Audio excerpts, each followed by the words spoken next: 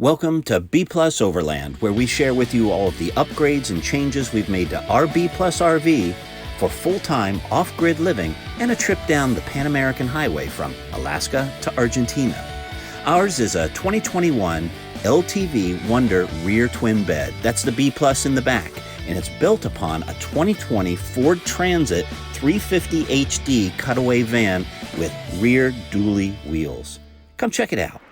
I'm going to share with you the changes we've made to our B Plus on our propane system for overlanding. What do we use it for? How do we use it? And the big one, how do we refill it? Well, to begin with, what are we using propane for? Surprisingly, quite a lot. We have a 2-burner stove in the galley. We run our refrigerator off of propane exclusively.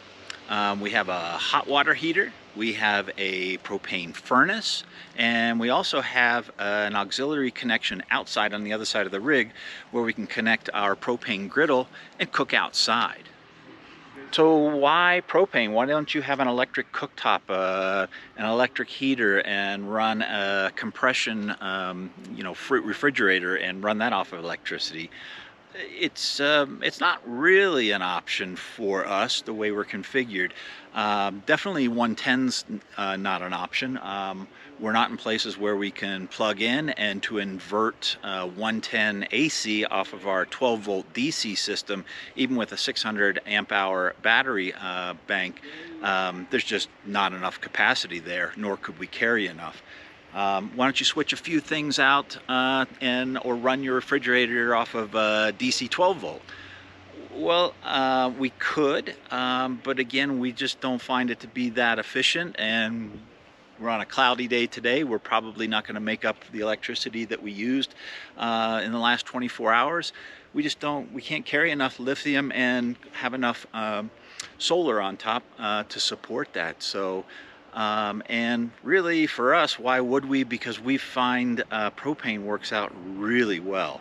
And that's because in 1 gallon of propane, the amount of energy is astounding.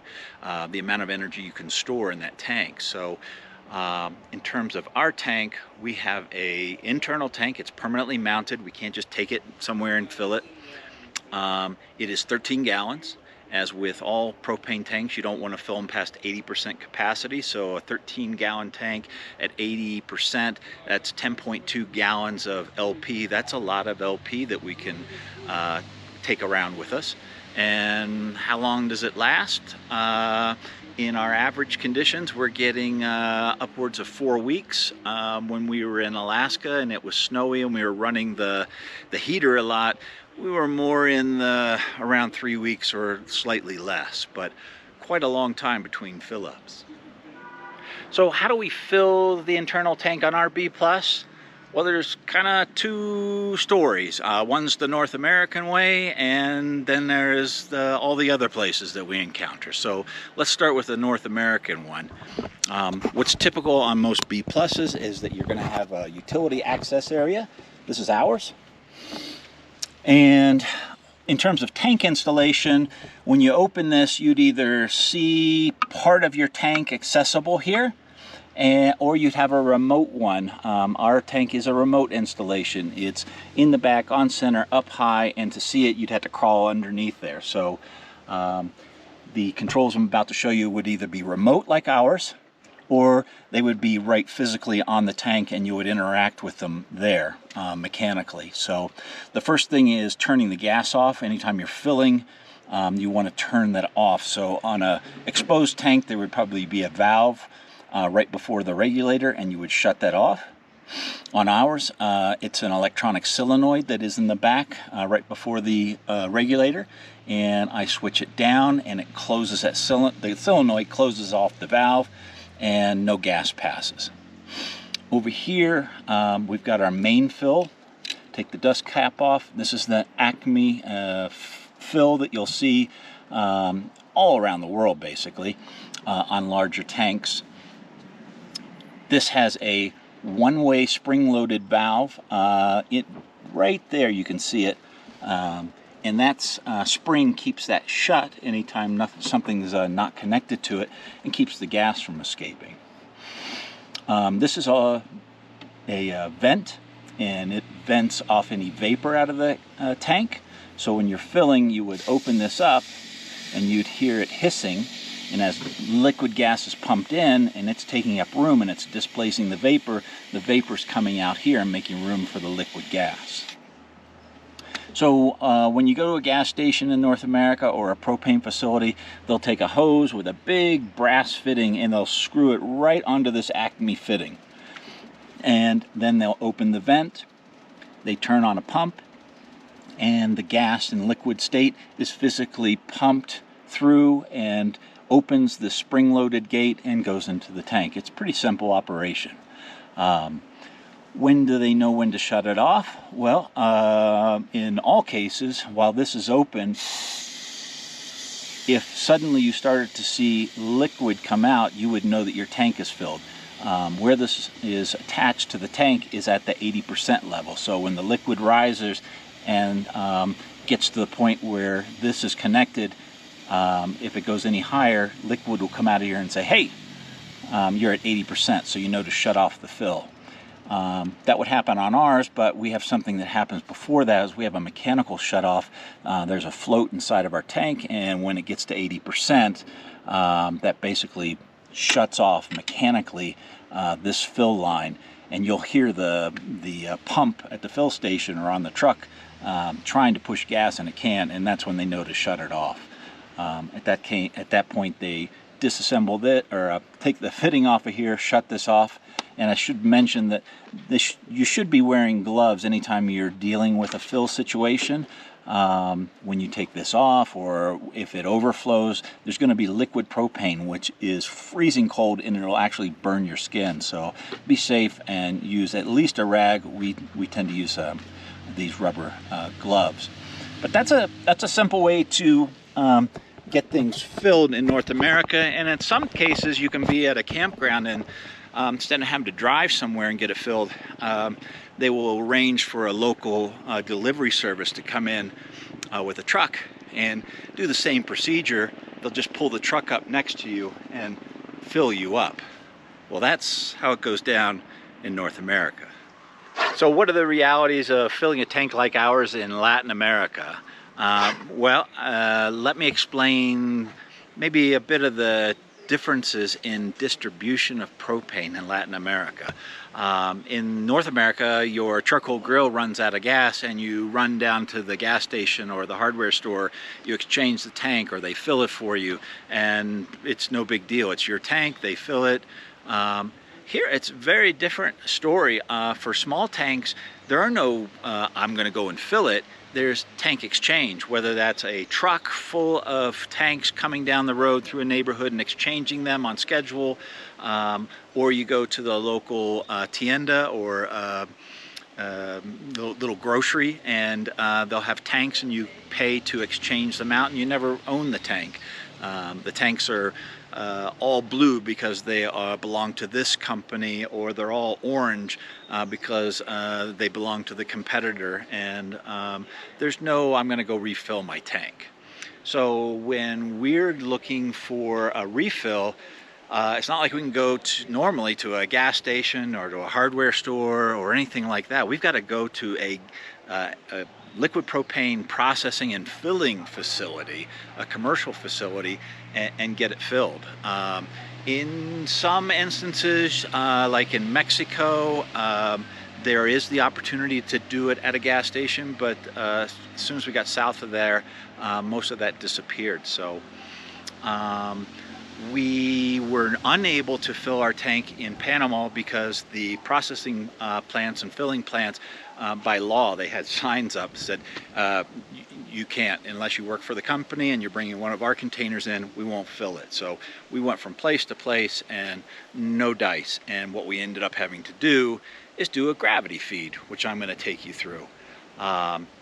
The challenges continued when we got to Colombia. You could get propane at a gas station. They call it an autogas, and they use a fitting that comes out of Europe, which I didn't get before we hit the road. I do now have one on order from Germany, and I don't know when I'm going to get it or where, but we're going to have one going forward because I know we need it here and definitely in Peru. So what we had to do 4 weeks ago was a gravity fill. We're in Medellin in Colombia still.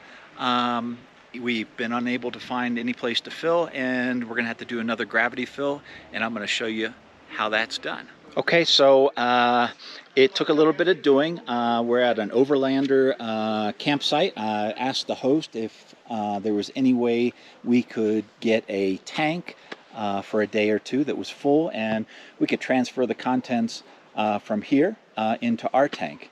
You do kind of need a friend on the ground, so that's why it's nice this week that we're in a campground. The host knows somebody who could bring us a tank. Otherwise, if we were out on the road, we'd have to go to a tienda and buy a tank, an exchange tank, and the contents, and then we'd own a tank.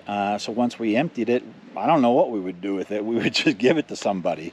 But in this case, they have an account with the local gas company. They drop the tank off, and they paid a deposit for it, and we're going to pay the host for the contents and for helping us out. So I've got a 42 or 43 liter tank, and we have a 13 gallon or 49 liter basically tank on our van.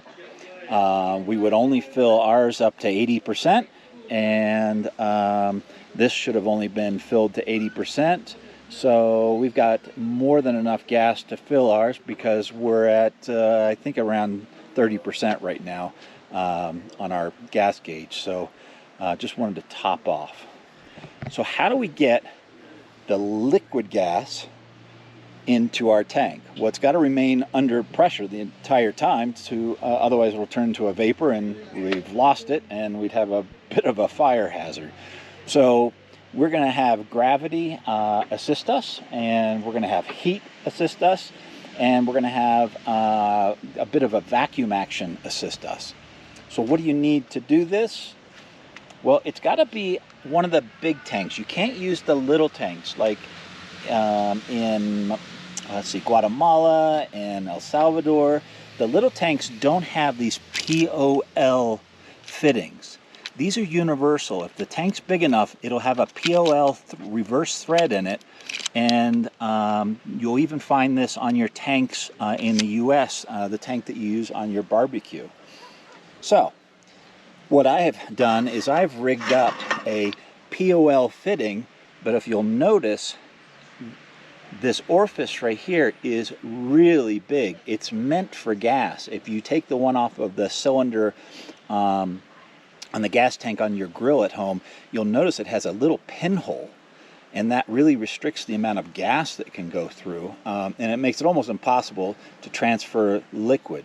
The small pinhole is designed for the vapor, so you would hook it up and for your gas grill, and the tank is right side up, and you've got the gas or the vapor up here and the liquid down here, and the only thing that needs to pass through here is the vapor. So it's just a pinhole.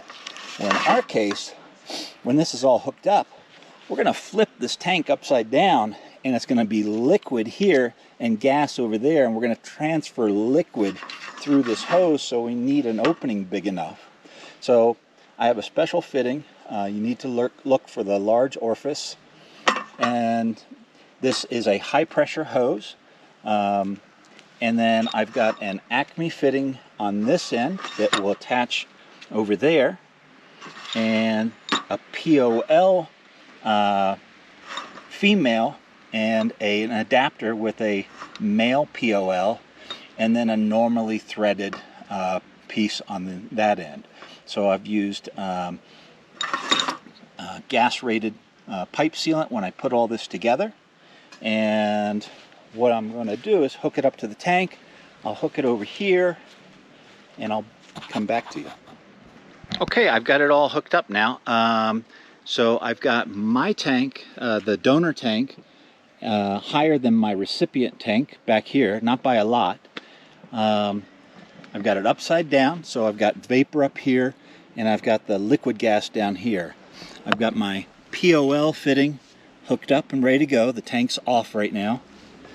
And then I have attached my Acme fitting here. I moved it around just to make sure I've got it on there tight.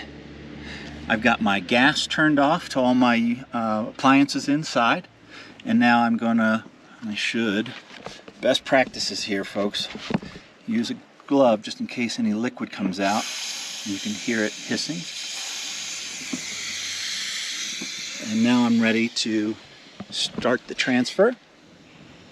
And let's start by opening this. Let me come around to the other side.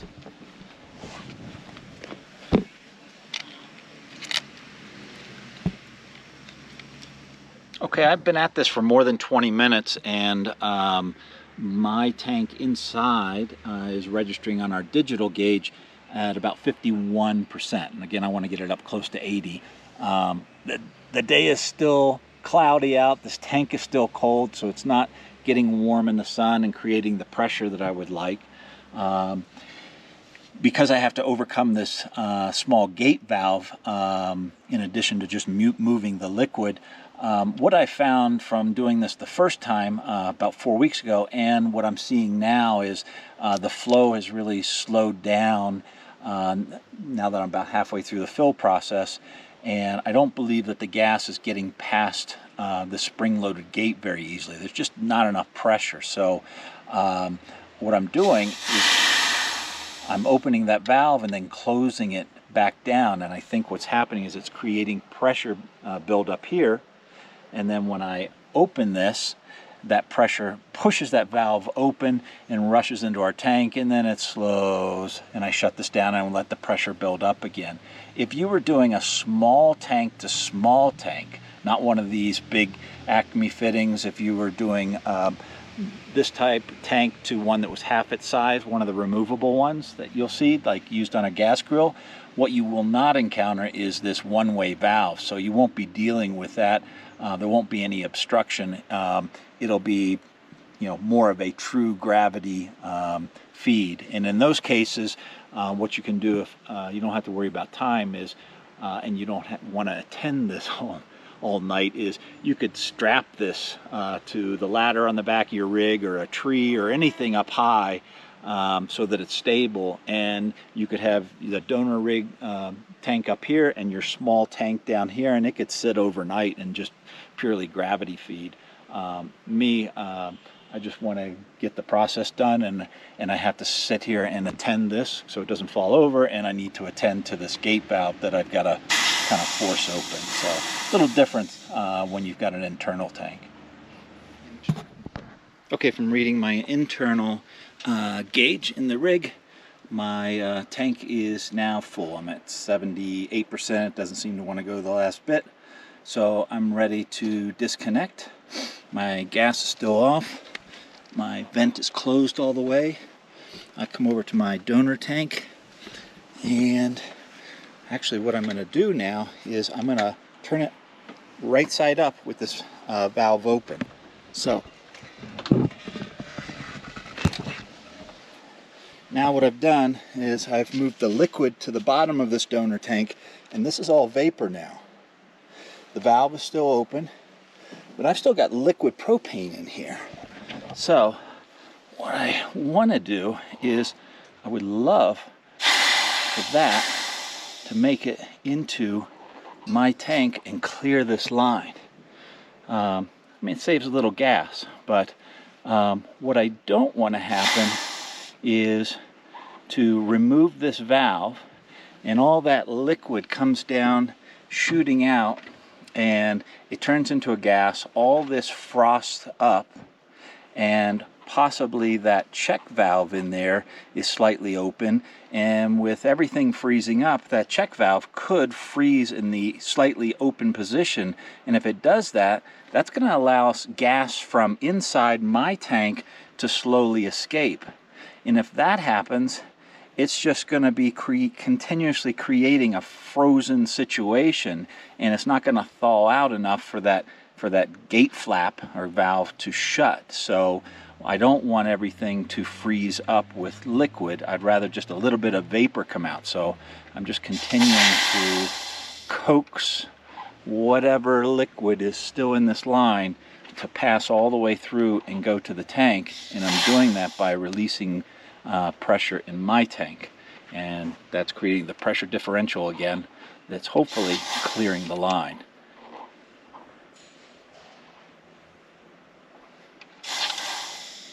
So I'm just closing it, letting some pressure build up, opening it.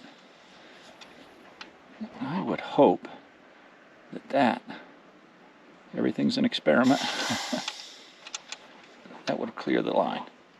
Okay, so at this point, I'm going to go back and close this tank off, and I'm going to move it down to the ground, a little more stable. I'm going to vent this one last time, and let's see how much liquid, if any, comes out. I'm going to release this. Got gas. Haven't got any liquid coming out yet, so that's good. And looks like it has sealed.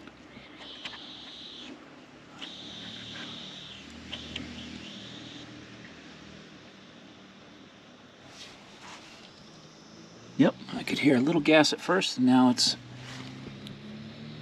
yep, it is shut off. Okay. And now I can put the dust cap back on and turn my gas back on. So the big question is it safe? I mean, for us, for the amount of research that I've done, for how much I've learned about this process, for the components that I've learned to put together and use, it's totally safe for us. You'll have to decide what your comfort level is. Certainly, there's no industry that has put this information together and said, hey, this is an industry standard. I'm not saying it's an industry standard. I'm just saying for us, we're comfortable, and you'll have to make that decision. What I will say is I've been very cautious. The fittings that I use are of an industrial quality. I use all brass fittings so they don't conduct, they don't get spark. I've used rated high pressure hose. All of my fittings where they're threaded have been put on with gas approved sealant liquid. I control the process. And like the gentleman who brought this tank, he wanted to do it nice and quick. It wasn't happening quick enough because we've got an overcast day and the tank wasn't heating up enough. So he's on the phone getting a friend to bring a torch to use another propane tank and actually torch this to heat it up. That's outside of my comfort range, and I didn't want him doing the process anyways. I'm doing it nice and slow. I'm taking my time, and I'm doing the transfer. I'll be done in another 20 minutes. Earlier I mentioned that we had an auxiliary propane outlet for our griddle. You could use it for a propane stove or a grill or a fireplace even, but we use a Blackstone griddle sometimes, and I'll show you down here where our compartment for the generator is. We have this outlet right here, and it's got a dust cap that goes in it, and it looks it's basically just like an air hose fitting that you'd find in a mechanic's garage. It has an on-off lever right here. It's perpendicular to the line, so it's in the off position. So I can just grab this 10-foot hose that we use with our Blackstone, and on one end, that's the end that goes in here, and the other goes to the stove, and it also has an on-off valve right here and a dust cap. So all I have to do is, just like hooking up a air hose in a garage, is push that, slide it down, and then make sure this is off, and then turn the gas on. And then I can just hook this directly to our grill or whatever accessory you want to use. Now this is plumbed in after our regulator, so it's low pressure, it's ready to use, and doesn't require a regulator on whatever device you're using. So what do we do if we can't refill our tank? If for some reason we can't gravity fill? which happened to us in Guatemala. We were staying somewhere for an extended period of time. It wasn't easy for us to get out of where we were.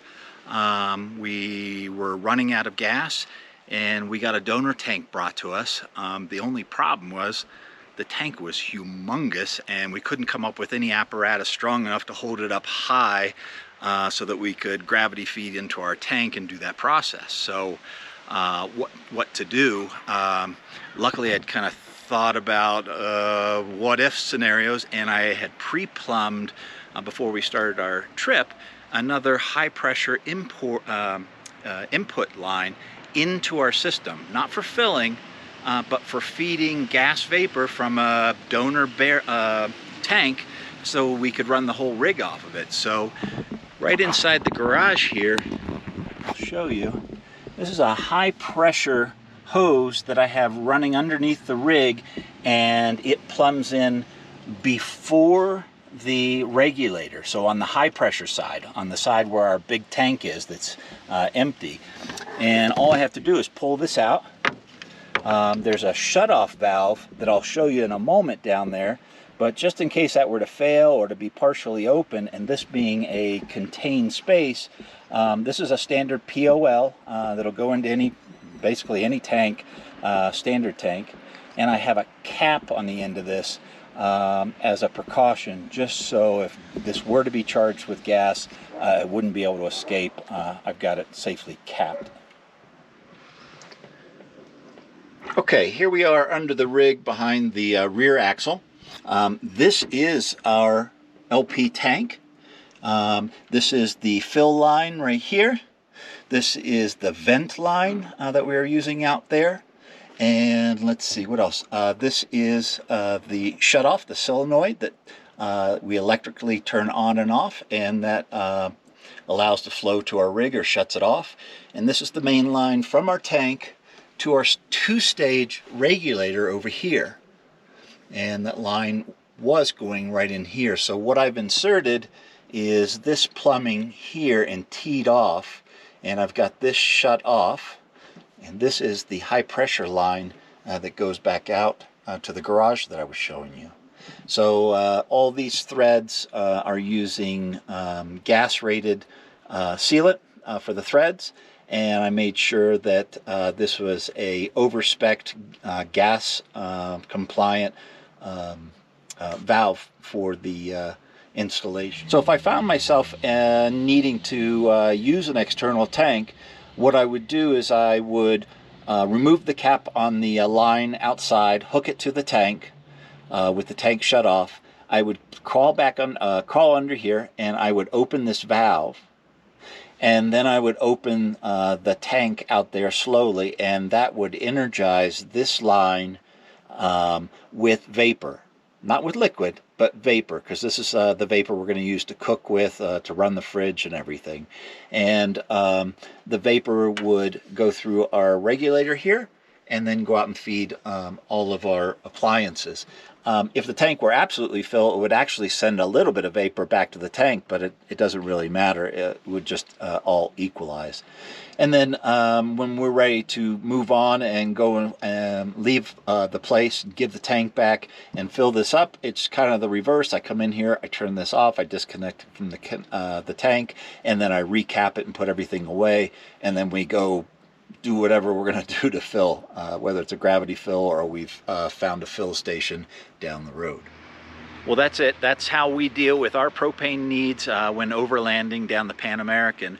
We're 2 years in, just about, with these systems, and at this point we're super comfortable with them, and we always seem to come up with propane however we get it into our system. There were some stressful points along the way, and truth be told, the reason I encountered that is I didn't test all these systems out before I left.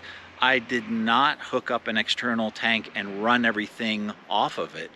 I mean, theoretically knew it would work fine, but I should have done it. Once I had that experience in Guatemala and we ran off that external tank for a week and a half, I was like, okay, it works like I knew it should, but I now feel a lot better about it.